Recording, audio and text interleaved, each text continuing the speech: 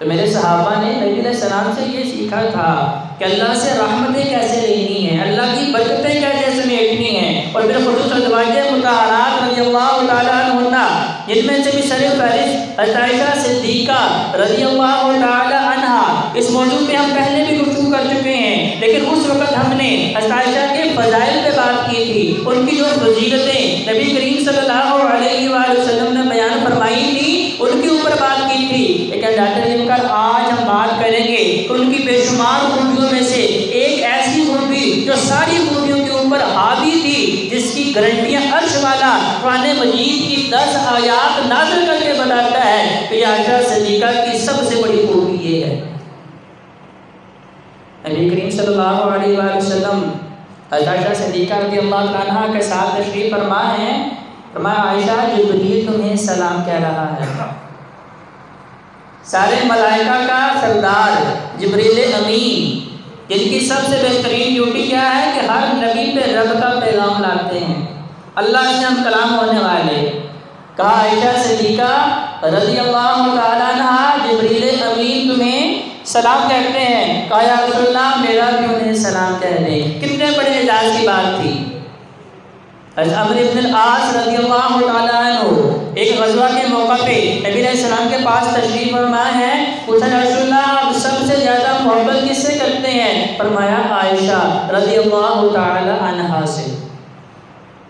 صحیح بخاری کی حدیث، سب سے زیادہ مجھے محبت عائشہ سے ہے۔ اب یہ بتائیں کہ رب کا جو محبوب امام الانبیاء خاتم النبیین ہیں، ان کی محبت کا معیار جیسی ہماری محبتیں ہیں ویسی ہو سکتی ہیں کہ ہم اگر کسی عورت سے محبت کرتے ہیں اس وجہ سے کر سکتے ہیں کہ خوبصورت بڑی ہے، چاہے اس کے پاس کوئی اخلاقی صفت ہو یا نہ ہو، عفت و حیا اس کے پاس موجود ہو یا نہ ہو، خوبصورت ہے اس لیے لوگ محبت کرتے ہیں، یا اس لیے محبت کرتے ہیں اور بڑے اونچے خاندان کی ہے، یا اس کے پاس عہدہ بڑا ہے، یا اس کے پاس مال بڑا ہے۔ بھائیو لیکن میرے نبی کی محبت کا معیار یہ نہیں۔ اگر میرے نبی عائشہ صدیقہ رضی اللہ تعالیٰ عنہ سے محبت کر رہے ہیں اس کی وجہ یہ ہے کہ وہ با اخلاق بڑی ہیں، با کردار بڑی ہیں، عفت و حیا کا مجسمہ ہے، اور لوگوں کے لیے ایسی مثال ہے کہ اگر ہمارے دور کی خواتین بالخصوص نوجوان حضرت عائشہ صدیقہ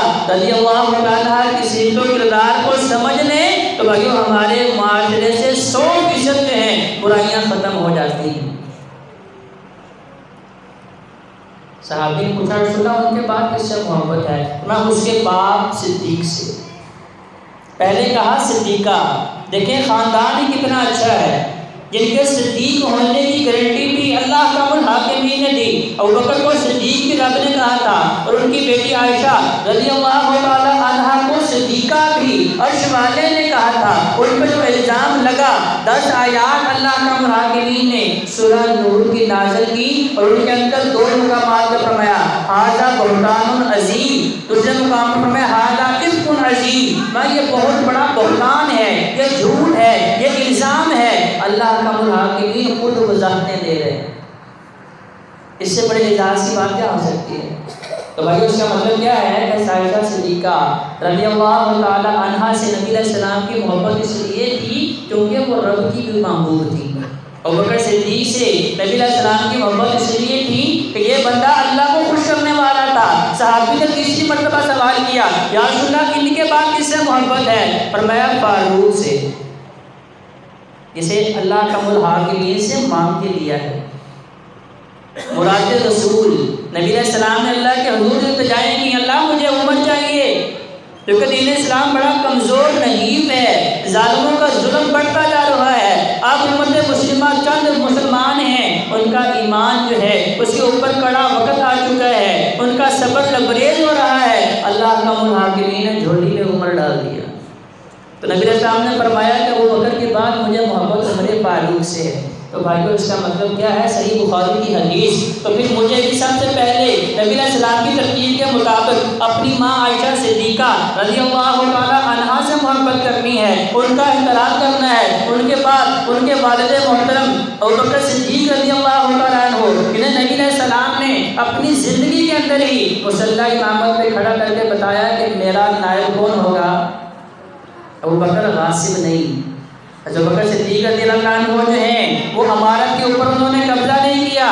اللہ کے نبی علیہ السلام جب بیمار تھے، آقا علیہ السلام نے عائشہ صدیقہ رضی اللہ عنہا کو بلایا، کہا عائشہ مرو ابا بکر فلیصلی بالناس، اپنے باپ ابو بکر کو بلاؤ کہ میں بیمار ہوں، اب میں مسجد میں جانے کی ابھی ہمت نہیں ہے، اپنے باپ کو حکم دو کہ وہ مصلی پہ کھڑا ہو کے امامت کروائے.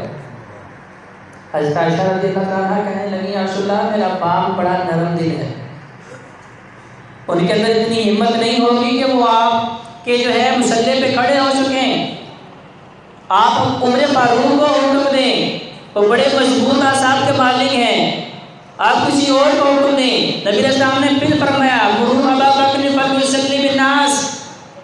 اس کا مطلب کیا کہ نبی علیہ السلام اشارۃ بتا رہے تھے کہ میرے بعد خلافت کا حقدار کون ہے، میرے مصلی کا حقدار کون ہے، میرے ممبر و محراب کا حقدار کون ہے؟ ابوبکر صدیق رضی اللہ تعالی عنہ.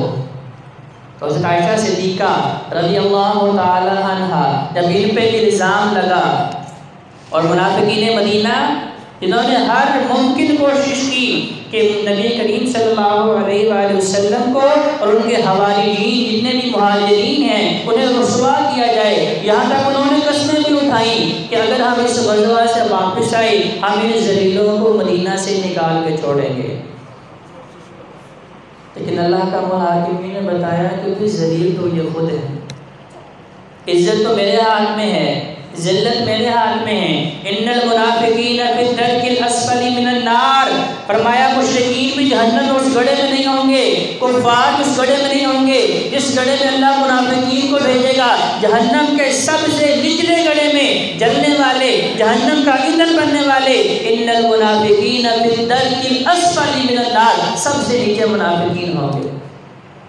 حضرت عائشہ صدیقہ رضی اللہ تعالیٰ عنہ کے اوپر الزام لگایا کہ یہ جو نبی علیہ السلام مدینہ میں آ گئے ہیں، پورا قافلہ مدینہ میں آ گیا ہے، اور یہ صفوان بن معطل جو بوڑھے صحابی ہیں انہوں نے مہار تھامی ہے اور حضرت عائشہ صدیقہ اونٹ کے اوپر سوار ہیں، سارے لوگ دیکھ رہے ہیں. تو اس عبداللہ بن ابی نے جو ہے حضرت عائشہ صدیقہ رضی اللہ عنہ کے اوپر تہمت لگائی.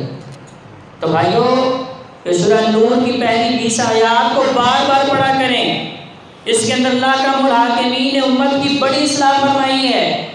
آج دیکھیں ہمارے معاشرے میں بھی ایسا ہوتا ہے کہ اگر ہمارے کانوں تک کوئی بات پہنچتی ہے کہ بھئی فلاں کو دیکھا ہے وہ تو بڑا بد کردار ہے، اب بغیر سوچے سمجھے وہی بات جو میں نے سنی میں آگے اپنے بھائی کو بتا دیتا ہوں، تحقیق بھی نہیں کرتا، آگے نشر کر دیتا ہوں، حالانکہ مجھے پتہ بھی نہیں کہ وہ ایسا ہے یا نہیں ہے. بھائیو یہ 20 آیات جو ہے اصلاح کرنے کے لیے بہترین ہے. اللہ کا محاکمین نے فرمایا کہ اگر ایسی بات تم بغیر جو ہے تحقیق کے آگے کر دو گے اور اس کے اوپر الزام لگاؤ گے اور پھر تم اسے ثابت نہیں کر سکو گے، فرمایا حد قذف 80 کوڑے جو ہے تمہاری سزا ہے.